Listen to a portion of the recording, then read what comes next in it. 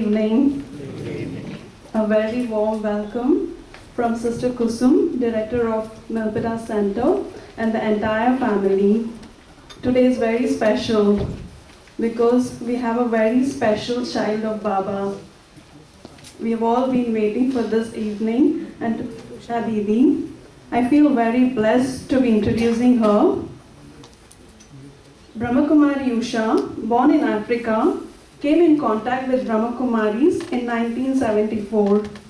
Experiencing a great change and realizing the benefits, she dedicated herself totally to the spiritual service of mankind in 1980. At present, she is based at the global headquarters in Mount Abu, India. She is a senior Raj Yoga meditation teacher, management trainer, motivational speaker, author, and a well-known TV personality. She has been awarded and honored by various organizations and associations with prestigious awards like the Hall of Fame, awarded by Public Relations Council of India in 2012. Recently, she was invited by the Thailand government and awarded with Moral Award 2019 and a Peace Medal. She has done a thorough research on the great epics of India, Ramayana and Shrimad Bhagwad Geeta, and has created a unique presentation. So today, we are fortunate to hear one such presentation from Usha Didi herself. Welcome, Didi.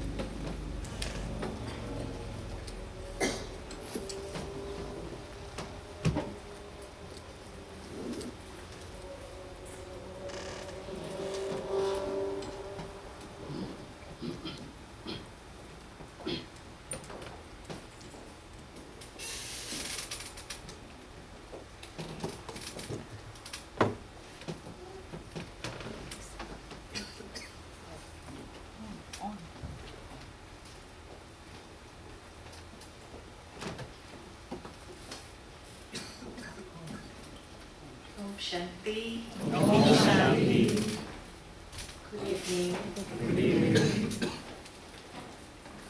Today it's a great pleasure to be with you all here and especially share some insights on this subject of Bhagavad Geeta. How many of you have heard Bhagavad Geeta before? Or read Bhagavad Geeta? Nice number. And we all know that after reading Bhagavad Geeta, many of us always think that it was a knowledge given to Arjuna or the Pandavas by God himself.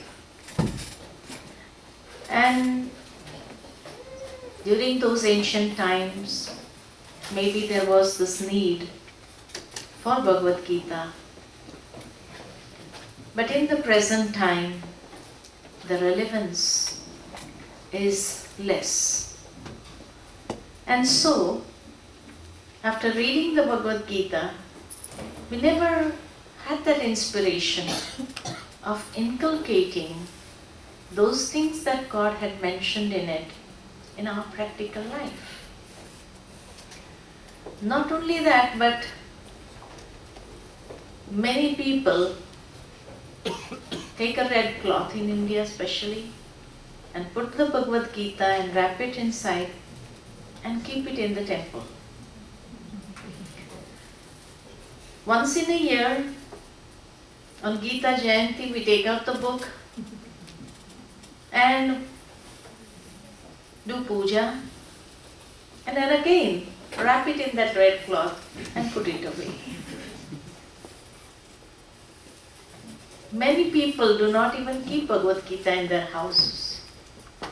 Why? Because of this thought that maybe we should not become detached like Arjuna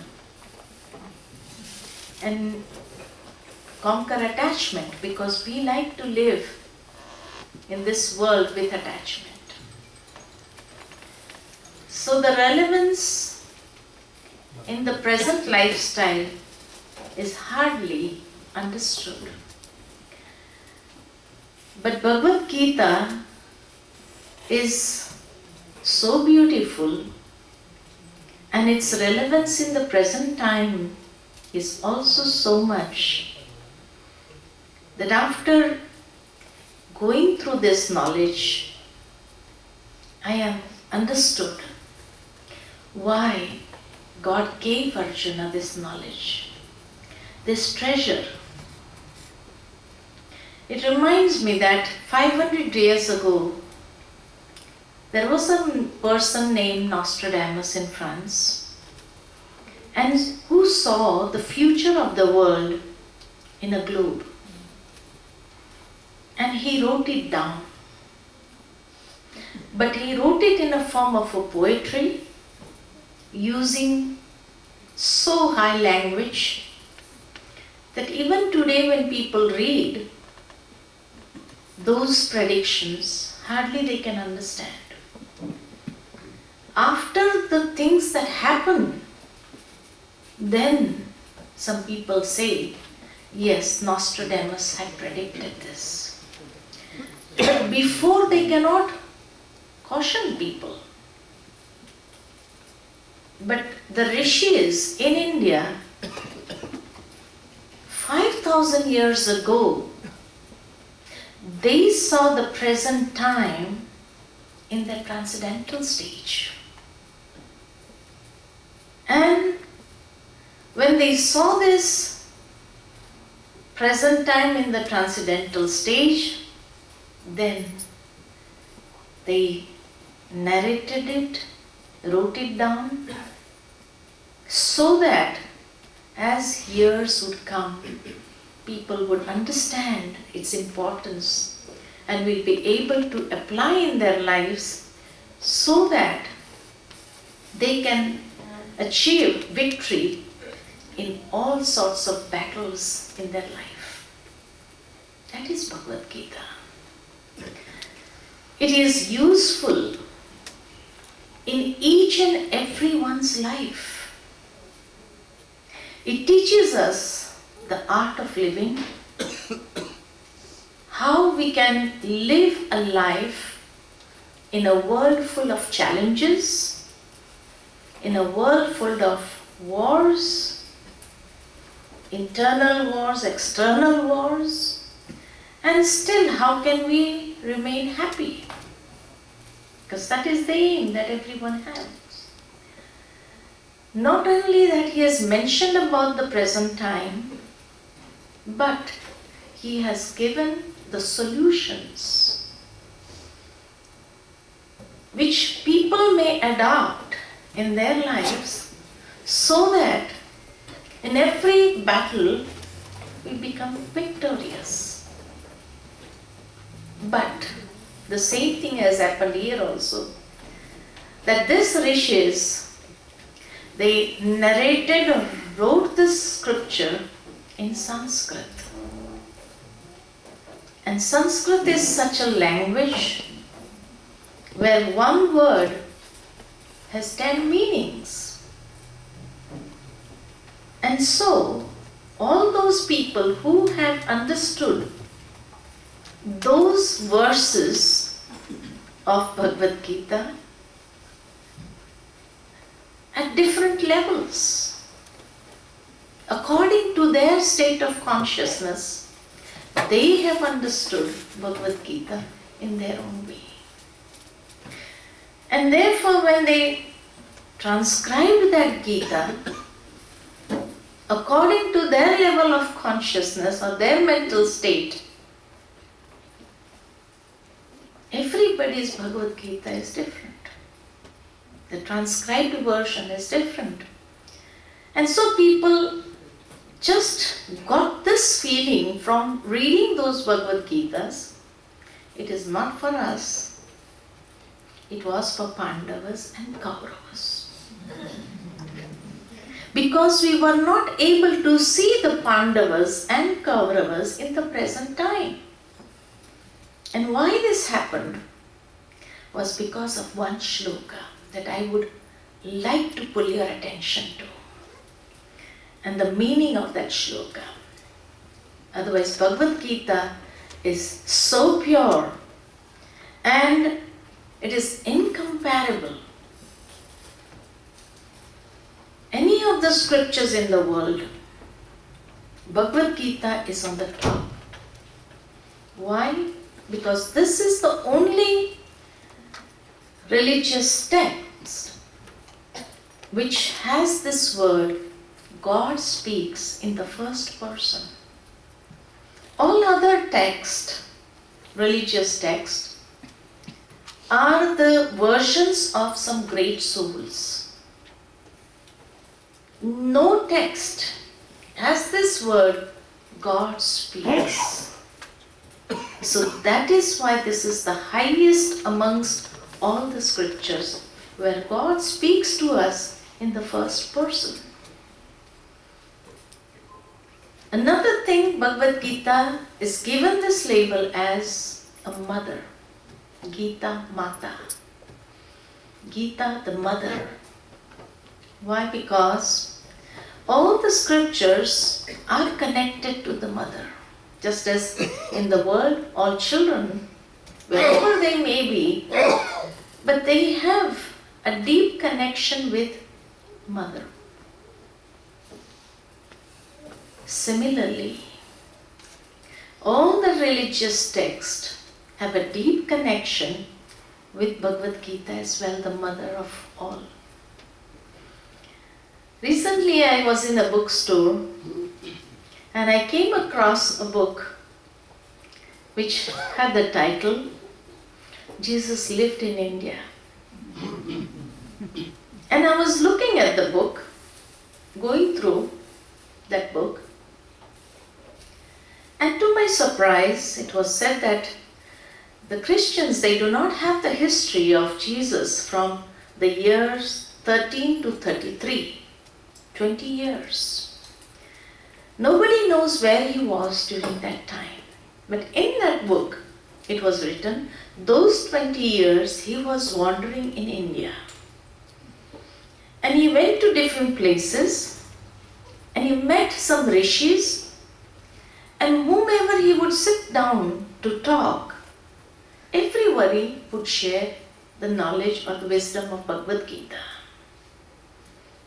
So he was so impressed by the teachings of Bhagavad Gita that he thought, I should share this knowledge with my people. So at the age of 33, he goes back and he tells his people, I would like to share Krishna Niti. Krishna Niti means the wisdom of Krishna.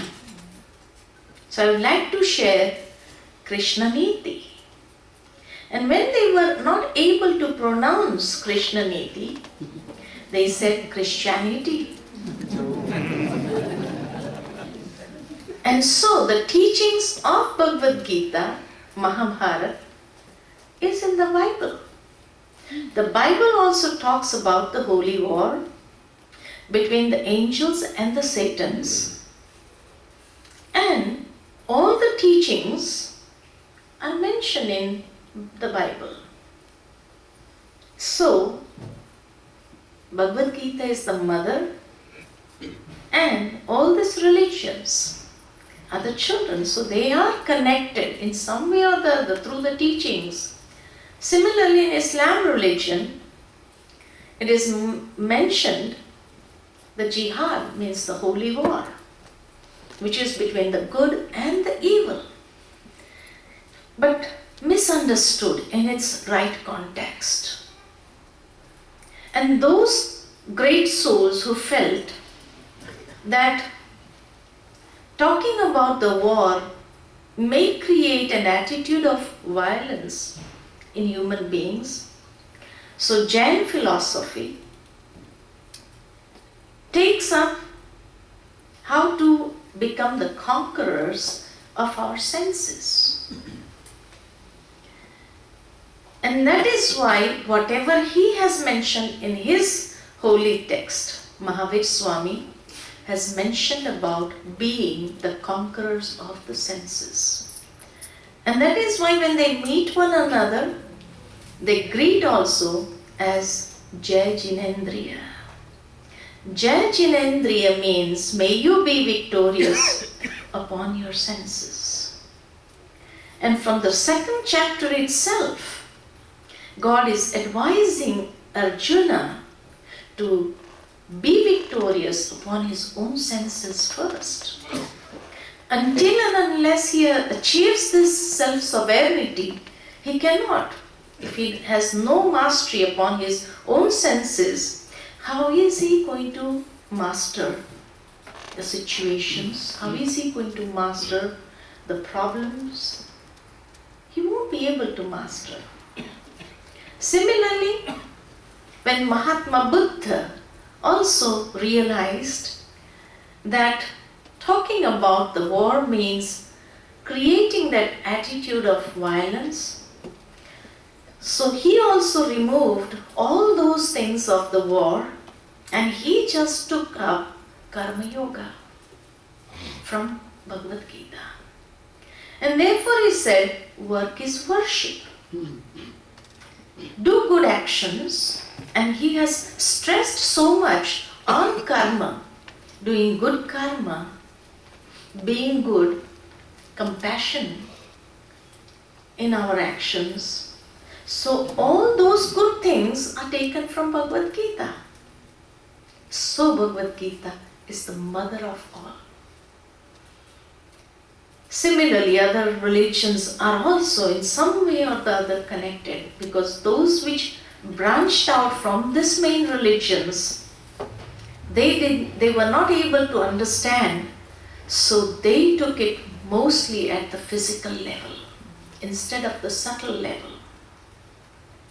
Otherwise, this knowledge is incomparable if we really understand the significance, the secrets that are merged in it, which are useful in our practical lives today. I would just like to take you into the history of Bhagavad Gita, how it came to us. And we all know that Maharishi Vedyas, he became an instrument to write this Bhagavad Gita or get it written. It is said that when he used to sit in the samadhi, he used to go into trance.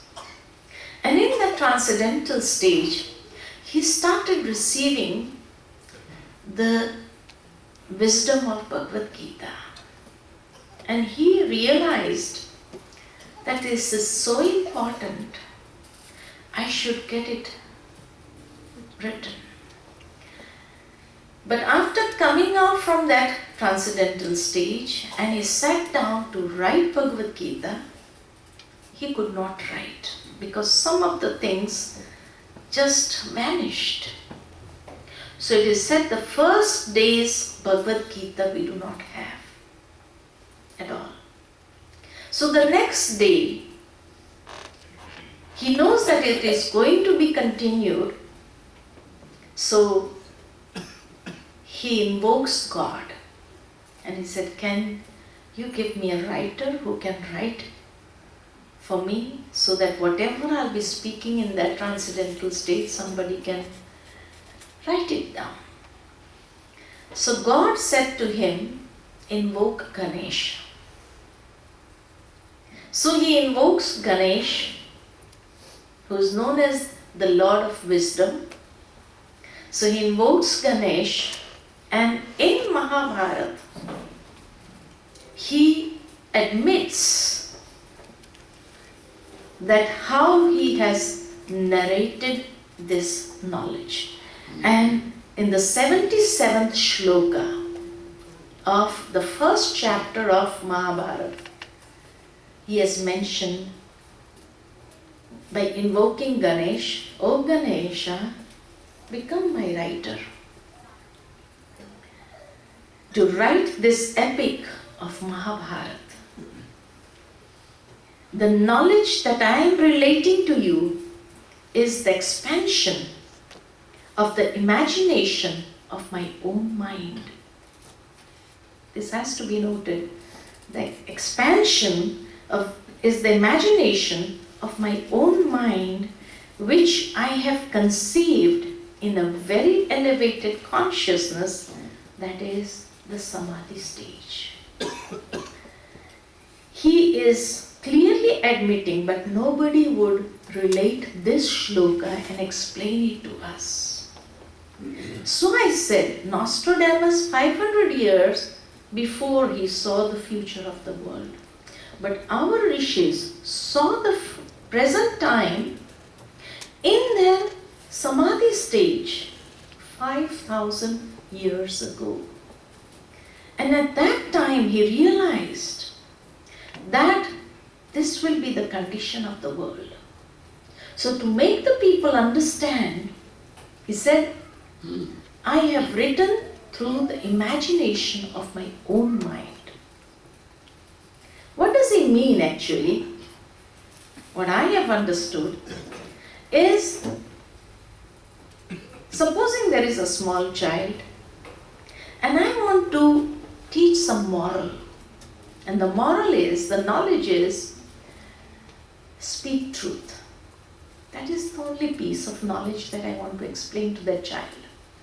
That always speak truth, which many of us try to tell our children. But every day if I get up in the morning and I tell the child, look child, you have to speak the truth. 5 days or 10 days maybe, if the child is so obedient, he will listen to whatever you say. After the 10th day, he would say, I know, I have to speak the truth. Please, don't give me this lecture again. Wouldn't your children say this? Huh? The same thing. But if I tell the child, look, I'll tell you a story. And the story is the imagination of my own mind, but in that story, this moral is immersed. And I take a character of truth, I take a character who always speaks lie, and then in practical life, how the one who speaks the lies is one day is glorified in front of people and they understand him. So everyone who moves away from him, and in the final battle he may lose. Or he may develop such an image in the world which no one would like to see his face. So through the imagination of my own mind, I make up this story and tell the child. The moral is always to speak the truth. And by listening to that story, he may remember it. I don't have to tell him every day the same thing. But that story is in his consciousness. And whenever such times would come in his life, where he is in a dilemma of what to do, he may remember that story, and from that story he would take the inspiration, let me try out speaking the truth. And when he does that, and he wins the battle of his life, he feels this is working. This is working because he has experimented. And from that day, he will adopt that in his lifestyle, in his nature of always speaking the truth. Never to go towards that side of falsehood because he has got the experience.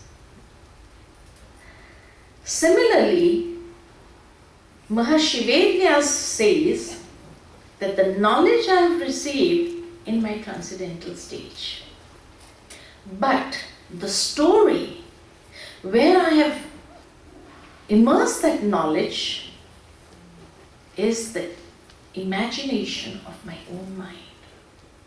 So then people have this feeling, didn't Mahabharata take place?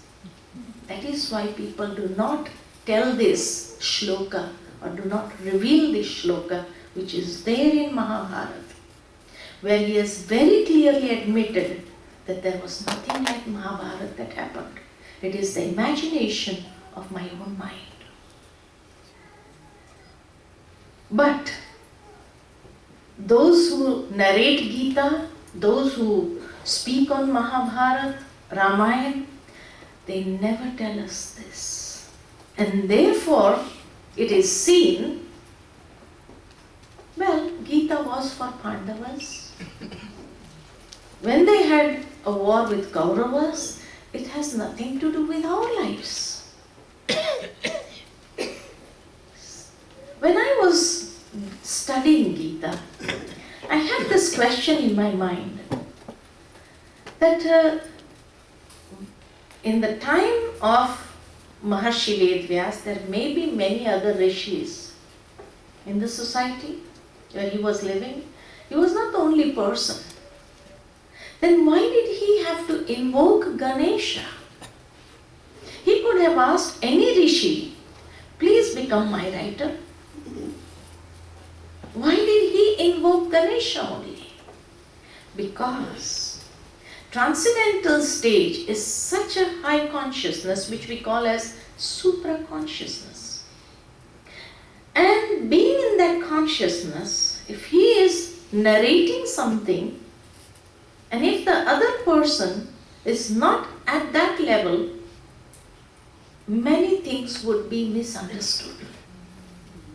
It would not come up as it should be, in the purest form. And Maharshi Vedyas wanted its purity to be maintained at that level. So he invoked Ganesha, because Ganesha is said to be the Lord of wisdom. And it is said when Ganesha comes, he comes with a condition. And the condition is, I am a very fast writer, so wherever you will stop, I would go away. Maharshi Vedyas had no other alternative, so he agreed to it. But he also laid a condition, and his condition was, whatever I speak in the transcendental stage, please understand before writing it. Don't just write it as it is. Understand and then write. And it is said, Ganesha also accepted this condition, and when the first shloka was said of Bhagavad Gita, that Dhritarashtra asked Sanjay that in the field of dharma, dharma kshetra, kurukshetra, in the field of dharma, in the field of action, what is going on between my sons and the sons of Pandu. And in the first shloka only, Ganesha had to stop to think why this adjective is given to Kurukshetra. Why is it called as the field of dharma? He should have asked, what is happening in Kurukshetra? Tell me. That's all. Simple as that. But the shloka itself goes, in the field of dharma, in the field of action, Kurukshetra, what is going on between my sons and the sons of Pandu?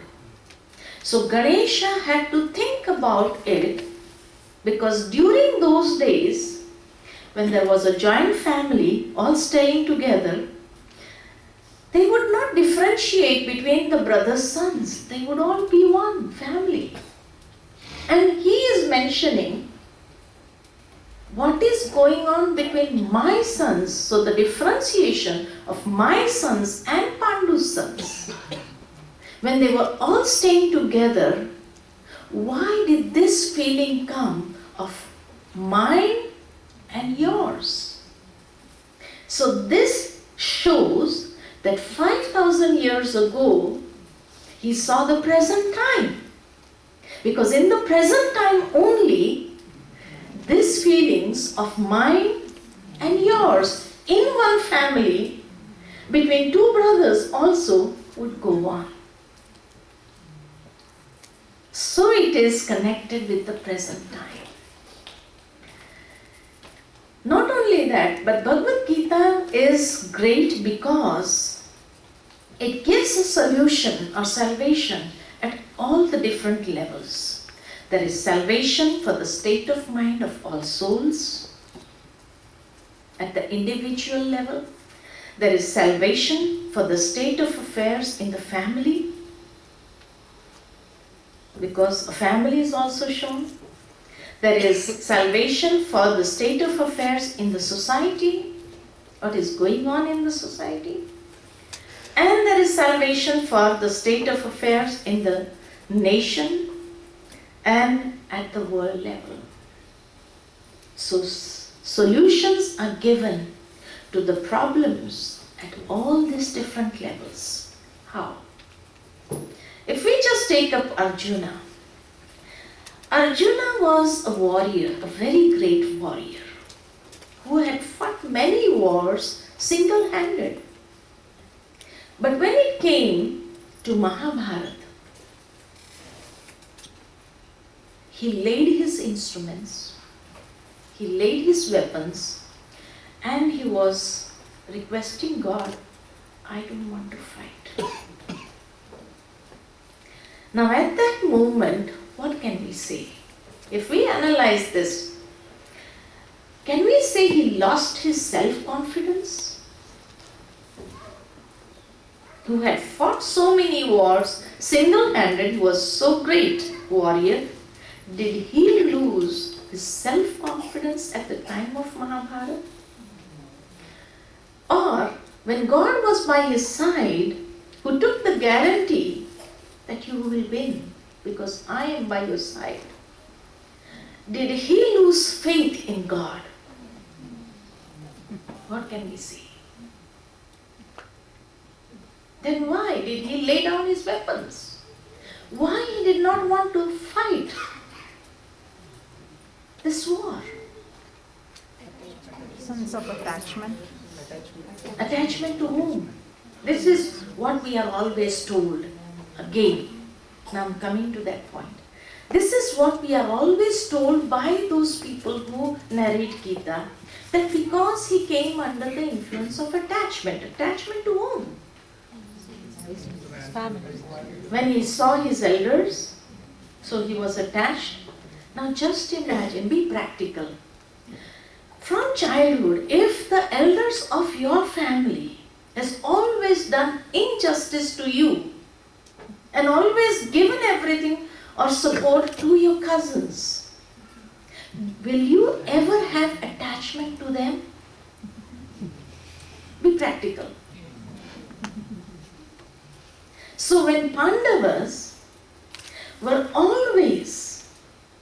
they always were never given proper justice from childhood.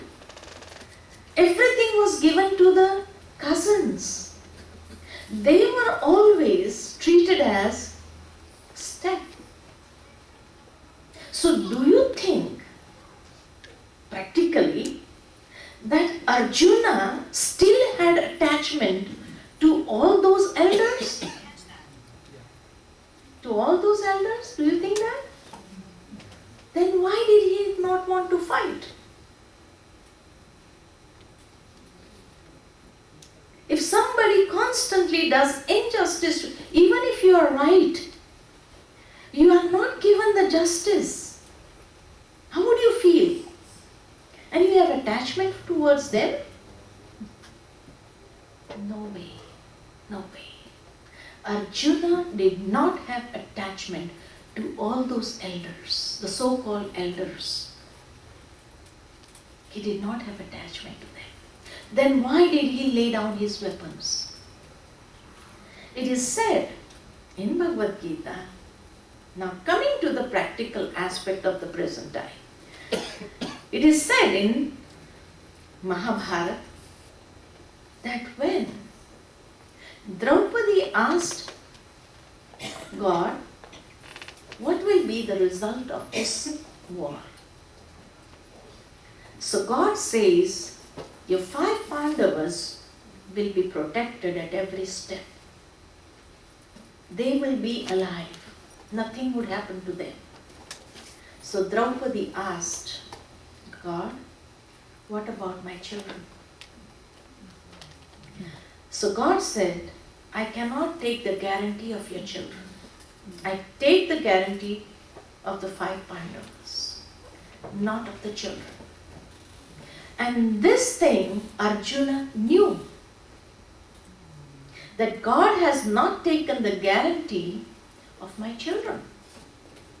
So when he asked God to take the chariot in between, where he could see both the armies, one hand he saw the Kauravas, and on the other hand, when he saw his children all standing in that war, and he was reminded of those words. So the attachment to the children, which is so practical in this age, everybody is so much attached to their own children, no matter however they are. But the attachment to the children is there. So Arjuna also was attached deeply to his children, which is practical. So he thought the Kauravas would never be able to harm us because God is by our side. Nothing would happen to us. But in order to cause the pain, they'll definitely attack my children. And losing those children, after losing the family, losing the children, if I get that kingdom, will I be able to experience that happiness? Or will every moment I would think, in order to get this kingdom, I have sacrificed. Being a father, I had sacrificed my own children. In today's world also, if anybody's children are kidnapped, and if the kidnapper asks some things in return, even if a person who's a person of principles, what will he do? What will he do? He'll compromise his principles because of the attachment to the children. The same thing. So 5,000 years before, Maharshi Vedvyas in his transcendental stage saw the present time. How people will be deeply attached to their children. And so, whenever this attachment would come, they would not be willing to fight any righteous war also. Any war for righteousness also. They would step back. So, a beautiful comparison is given in Mahabharata. Arjuna lays down his weapons and says, I don't want to fight. I would better prefer to live with my family in the jungles rather than get this kingdom, which is so practical in today's age. People are willing to give up everything for their children. Isn't it? So it is connected to the present time. So at the individual level, there are so many challenges that a person has to go through. He may have been victorious upon all the challenges that came in life, but there are at times when human beings feel, I don't want to fight. anymore. And maybe in his prayers, he would go to God and say, "Oh God, it's enough. Now, till now I've been obeying everything you said and fought all these wars." There he did not have any attachment because his family was nowhere connected. His children were nowhere connected. But in the Mahabharata war, when he saw his family members standing there the attachment comes up. And so, being a warrior still, he acts cowardly and says, "I won't fight." Beautifully, I read somewhere, challenges are there for everyone. Challenges are there for everyone. But for some, those challenges opens the gates to new opportunities. Opens the doors to new opportunities. But for some, those challenges give them a great setback and they regret throughout their lives. So for whom does this challenges opens the doors to new opportunities, and for whom does it close the doors and give them a great setback? What do you think? What do you think? It opens another door. Yeah, for whom? Person who's willing to accept the challenge. Everybody are willing to accept, but for some the doors are opening one after the other, and for some it is closed and they get a setback where they have to regret the whole lifetime. For whom? Yes? Anybody? Beautifully it was written there, at the time of challenges, those who take right decisions, for them the doors open one after the other. Sim sim darwaja khul ja. But at the time of challenges, those who take wrong decisions, for them the doors are closed forever, and throughout their life they have to regret, why didn't I understand this small thing? If only I would have seen this aspect, if only I would have taken this aspect into consideration, and I would have taken this decision, my life would have been changed completely.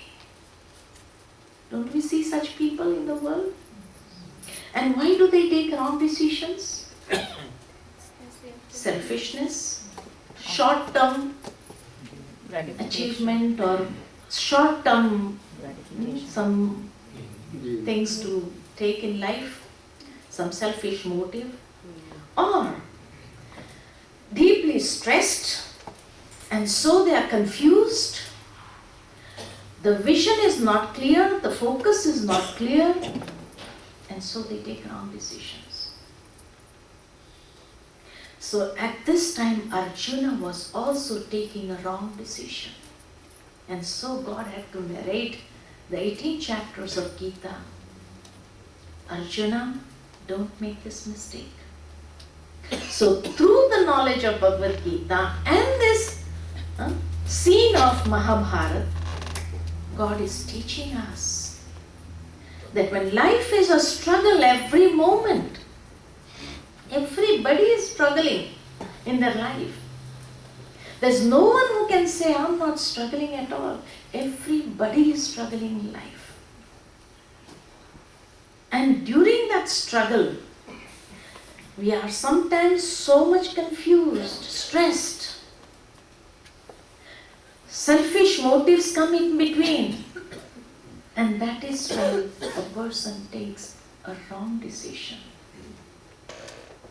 So God is trying to tell us Arjunas, don't make this mistake of taking a wrong decision. So we had to narrate the whole Gita. And this is very much applicable in the present time. some people try to end up their lives taking such decisions. They commit suicides, which is another wrong decision. Instead of fighting on the basis of true wisdom, because that wisdom is not there, they are so confused and so they want to end up their lives, which is such a wrong decision in life. Similarly, in a family, what is going on in a family?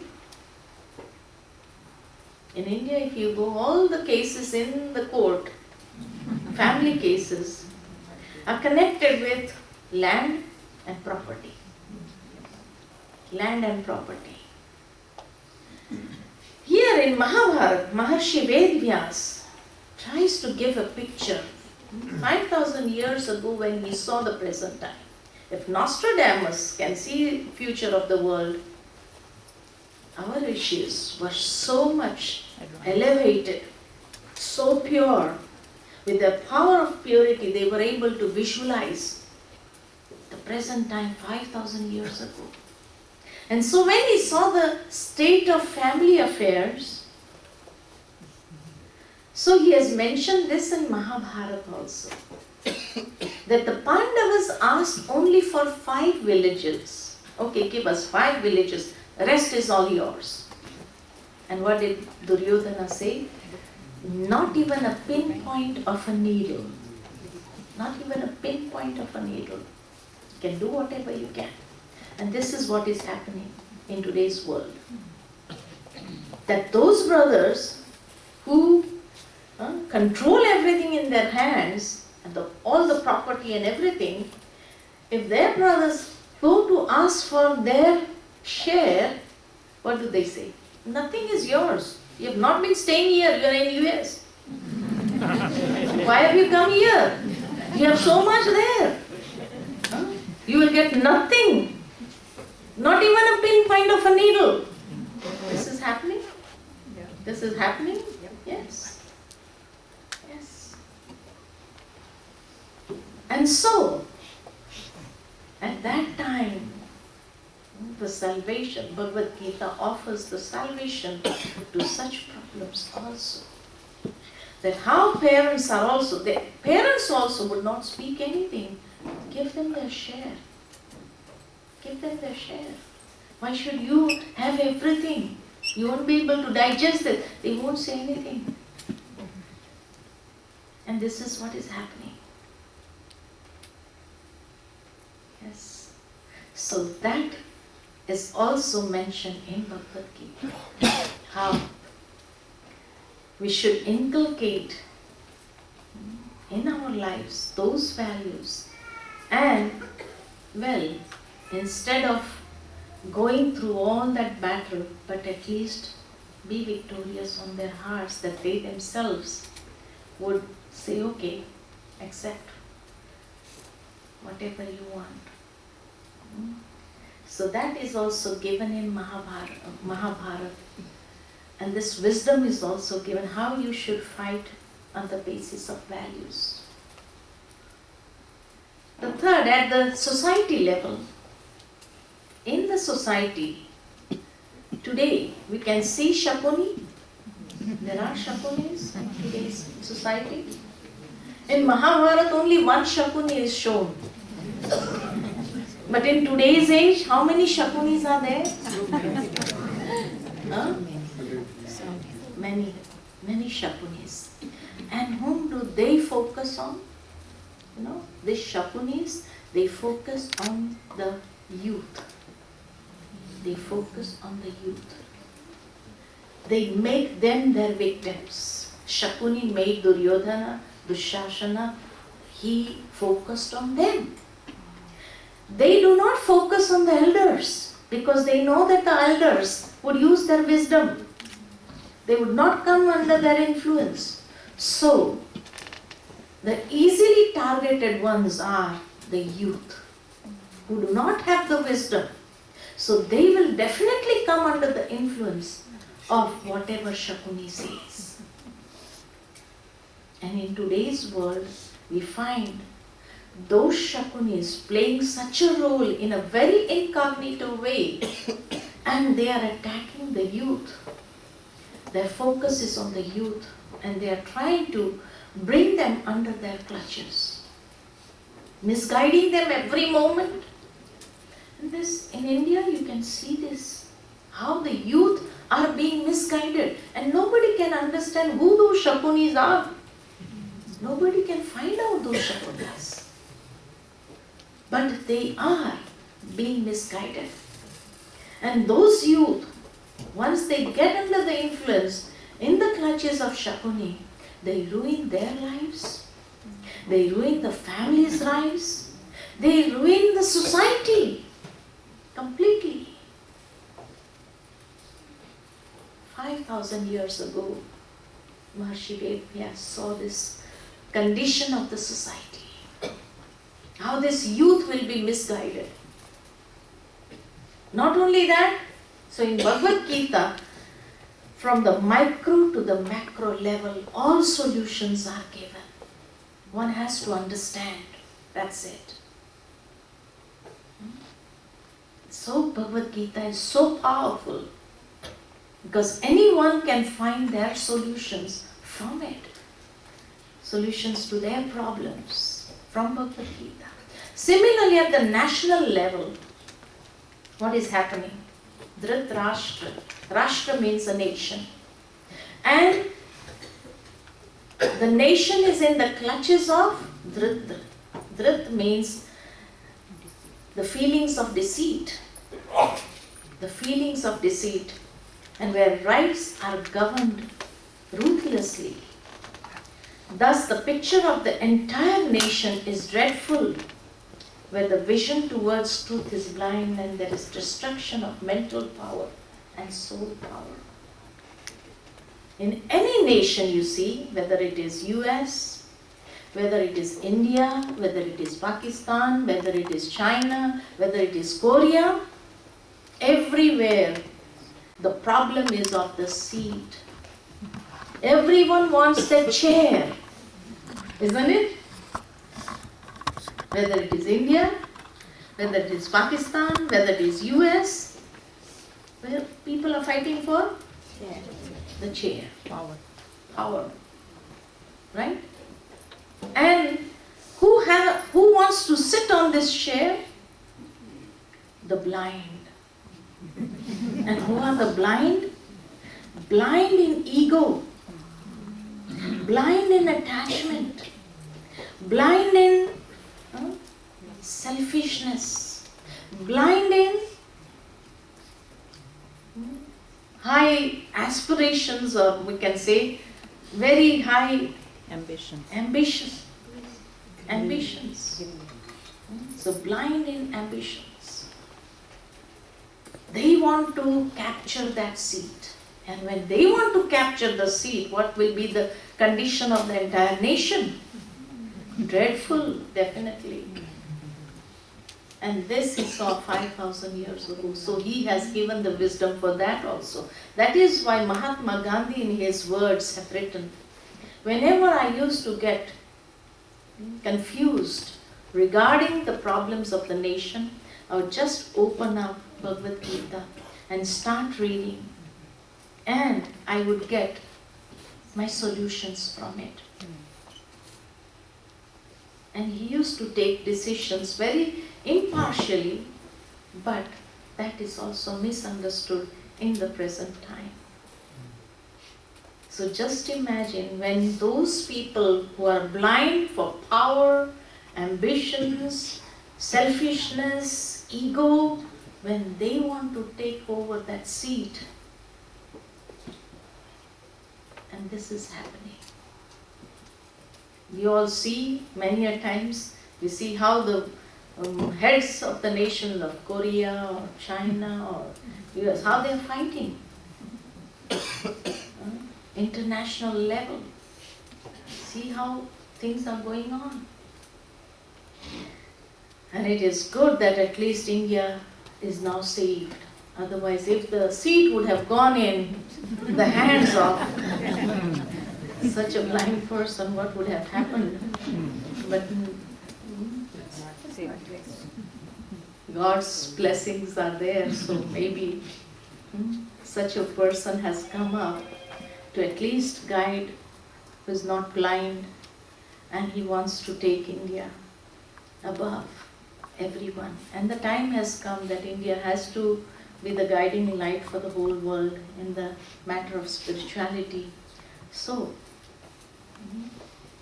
a person whose mother gives him Bhagwad Geeta as a gift when he was elected. That is the gift and that is the wisdom, and he reads that. So at least Bharat is being blessed when the world is being ruled by such people. That is the time when Bharat is blessed. So where a person is blind and has the feelings of deceit and is trying to control the power in their hands, that is the time when the condition of the nation would be dreadful. And at the worldwide level, people are facing, or the world is facing, a great problem. And the problem is, there is so much of impurities in the environment, in the attitudes of human beings. And so God Himself has to incarnate. When the earth should not go, or this world should not go into a dreadful hell, so He incarnates. So if He is shown to have incarnated for one family, Pandava and Kauravas were one family. So if He had incarnated for one family, shouldn't He incarnate at this time? When so many families are going through the same type of problem? He has to. So this is the right time for Him also to incarnate and to give the knowledge of the soul. So in the second chapter of Bhagavad Gita, the knowledge of the soul is given. The eternal form, or the Swadharma. He has given the awareness of Swadharma. What is Swadharma? And how can I stabilize myself in that consciousness of Swadharma, so that I fight every battle and that every battle turns into a victory. So for that He makes people soul conscious. So at the worldwide level, God has incarnated to abolish that ego consciousness from people gradually. Body consciousness, by giving them this consciousness that you are a pure being. You are a soul, a divine being. So that when I come in that consciousness, when I lift my consciousness from the lower planes to a higher plane and stabilize in that consciousness, I will be able to see each and every problem with a different perspective, so that I can handle at the root level instead of the superficial level. Because anything that is handled at the superficial level is not going to work. It is going to create more problems. So that is why He stabilizes us in that soul consciousness, so that I elevate my consciousness level from the physical plane to a subtle level. And He gives us this awareness of the deep qualities of the soul. And the deep qualities, the innate qualities, the inherent qualities of the soul are, first of all, the soul is a divine being. So when the spiritual being is a divine being, so God says, the war is not outside, but it is inside. And this war is against our own enemies. And our own enemies are the vices. Ego, lust, attachment, greed, and anger. These are the ones that are making us defeat in every battle of life. when I become the embodiment of these voices. So, that is why the war is inside. And nowhere in the Bhagavad Gita ever God has mentioned that you have to kill somebody else. Nowhere. Everywhere He has mentioned conquer anger. Anger is your worst enemy. Conquer lust. Because lust is dragging you into that hell kingdom. So I have to make a choice. Where do I have to go? Do I have to go on this journey towards the heavenly kingdom? Or do I want to go on this journey towards the hell kingdom? Where do we want to go? We all want to go on this journey towards the heavenly kingdom.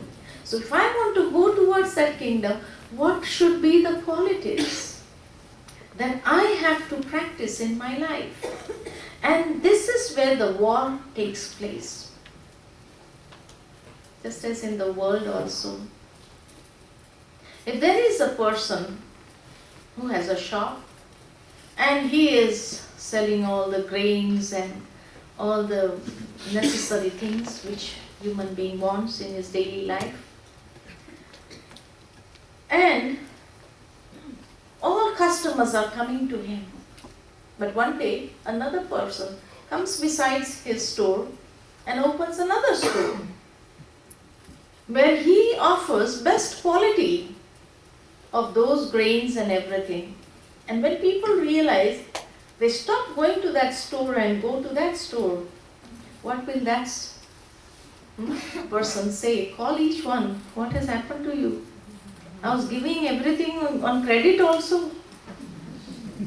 I was giving everything. I was making it reach your homes also.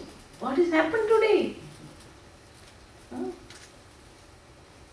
So similarly, till now we had been under the influence of Maya, under the influence of the five vices, and we were deeply getting immersed in it. But now when God comes and tells us, this is no quality of life.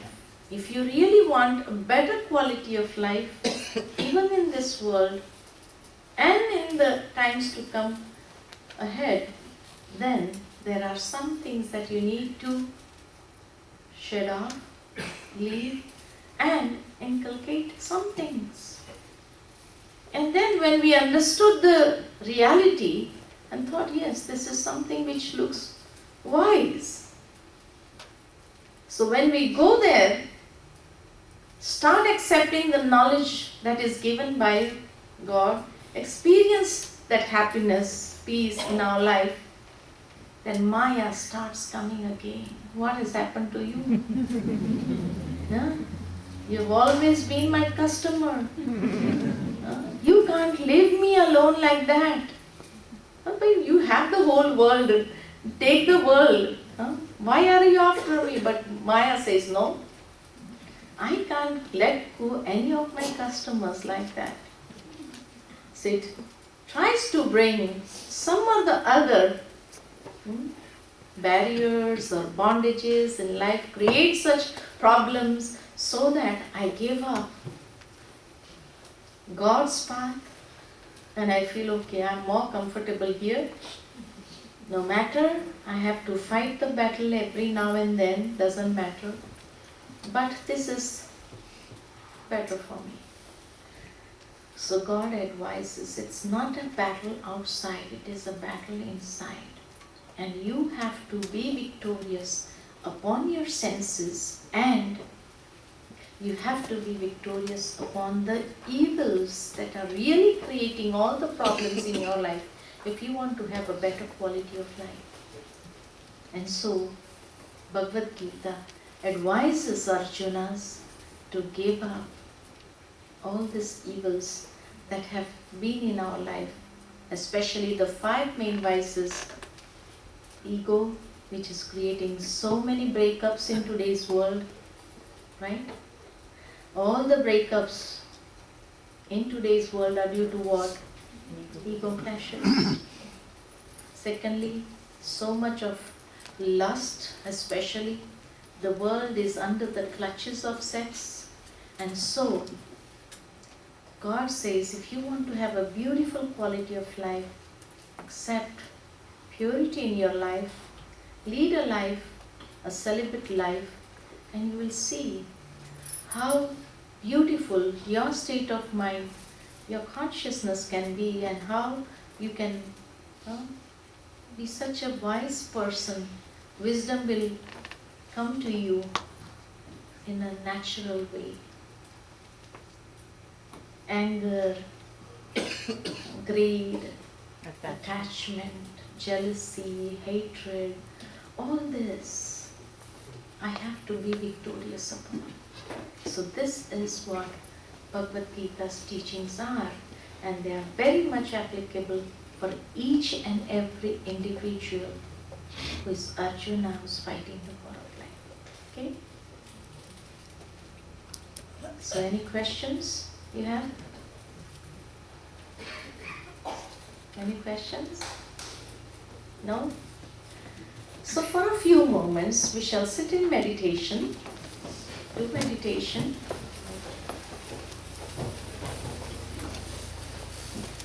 And stabilize in that soul consciousness.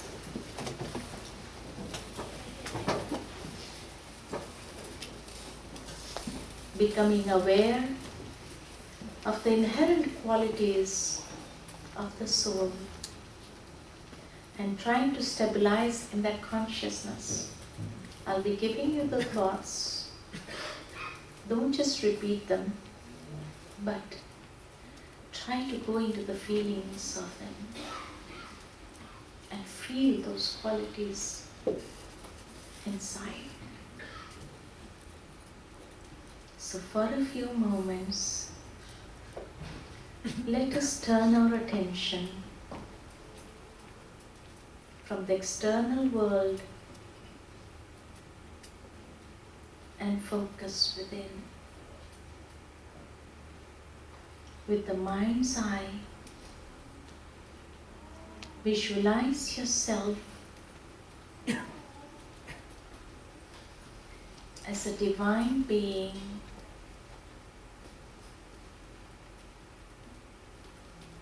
in the center of the forehead.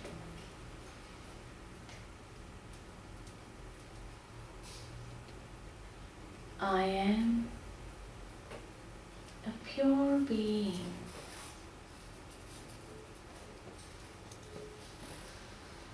This is my true identity.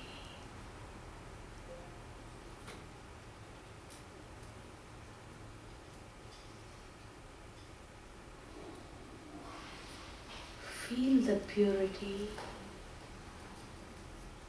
and the pure vibrations around you.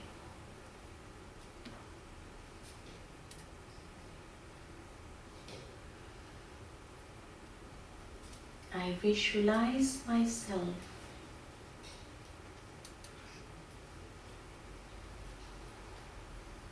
in the aura of divine light.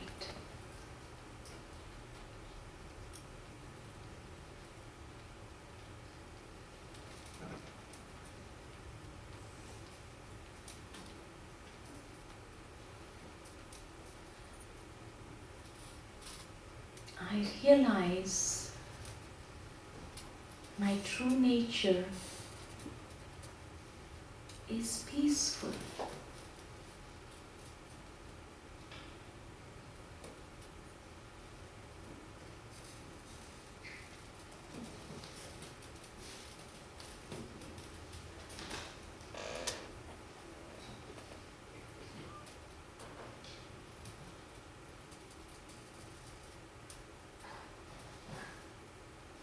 I'm engulfed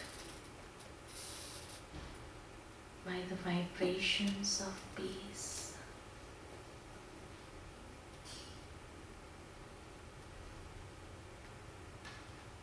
My thoughts are calming down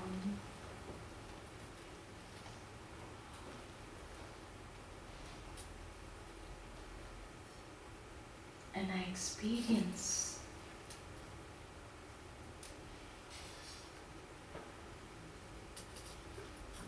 so comfortable being peaceful.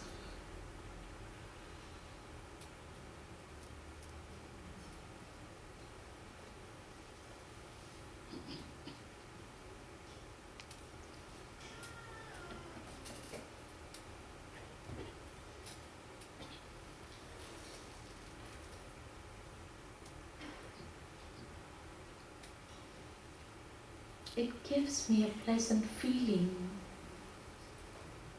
being peaceful.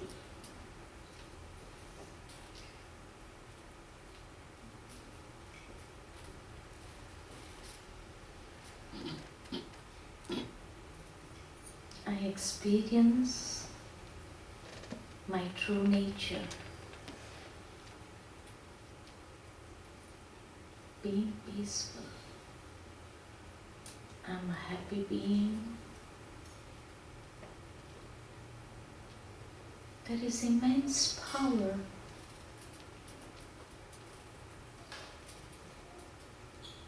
in this state of peace.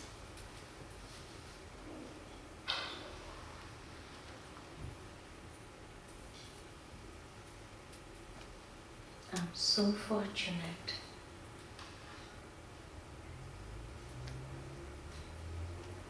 to stabilize in this consciousness.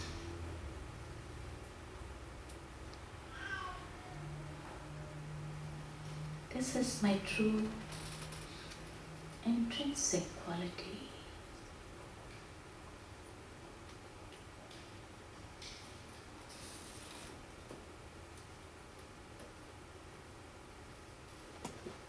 And I feel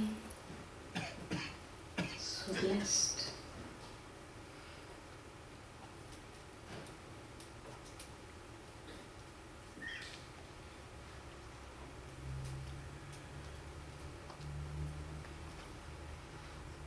To experience the power of peace.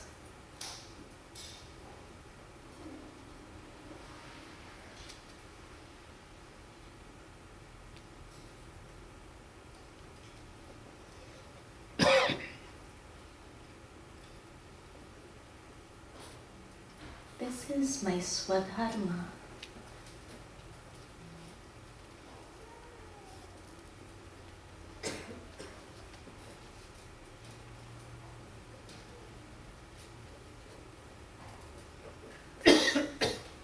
With this positive energy of my innate qualities, I can be victorious in every battle of life.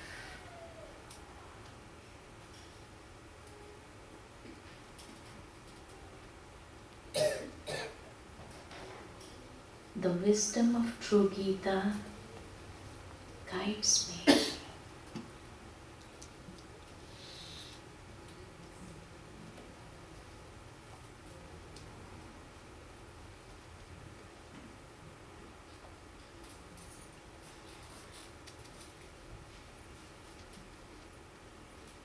The true understanding fills the might in me,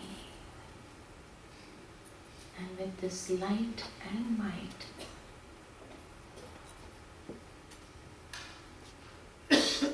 I am a victorious Arjuna.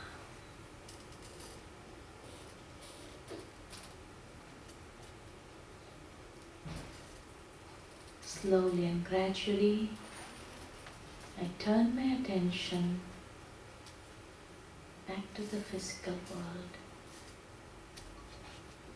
Visualize myself in the center of the forehead.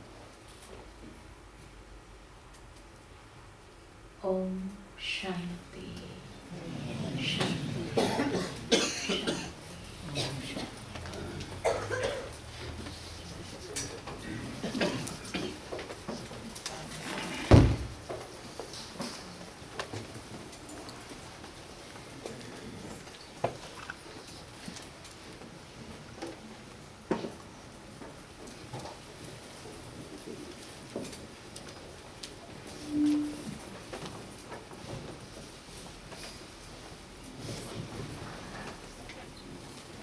Thank you, Didi, for such great class with such great example on how we can relate today's situations with the scenes of Mahabharata and how to extract teachings from that and experiment with them.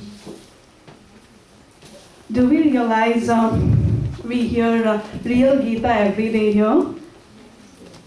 Yes. We call it Gyan Murli. We listen to Murli every day. His Shrimad. Shri, elevated, Mat, direction. So we listen to his elevated directions and make our each day elevated. Om Shanti. Om Thank Shanti. you again. So, I have a couple of announcements. First is all sisters and brothers who are doing seva are requested to take Toli at the end. July 14th, coming Sunday class will be taken by Balwant Bhai from London. July 21st, Sunday, we have a silent retreat and we have a prerequisite for the silent retreat that we should have finished the foundation, Raja Yoga Foundation course. Only once we have finished, we can take benefit from the retreat. And if you have not done the foundation course, we have the course every month. So the upcoming course will be in August, first weekend and second weekend, that is 3rd and 4th, 10th and 11th, morning from 9:30 to 11, all the days, all the 4 days. And August 11th, we have Raksha Bandhan program. Please save the date, August 11th. And August 18th, we have Fog Mela and Parade. So we need everyone's presence there. So this will be a great seva by showing our presence in the crowd there. And so for any event, we request you to RSVP by the date that is mentioned. So it will be helpful to arrange everything.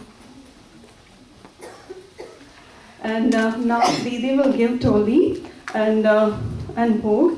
So please exchange vibrations when you are taking Toli for a few seconds. Take the divinity from their face. Om Shanti.